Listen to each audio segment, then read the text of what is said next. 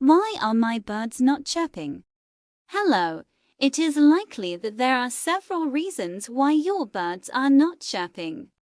Let's explore a few possibilities and find the solution that works best for your birds. 1. Lack of feeding. First, make sure that your birds have enough food available. Check their feeding routine and provide them with a balanced diet. If they are still not chirping, consider adding extra supplements like seeds, nuts, or fruit syrup to their feed. 2.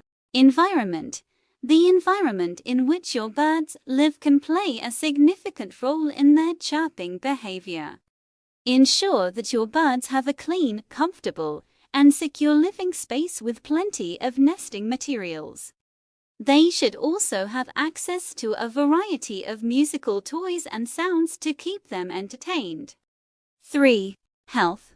Check your bird's health and make sure they are not suffering from any diseases, infections, or parasites. This can cause them to become less active and less likely to chirp. 4. Social interaction. Birds are social creatures, and they thrive on human interaction. Make sure to spend time with your birds, talk to them, and give them plenty of attention. This will help to keep them happy and healthy, which in turn will make them more likely to chirp.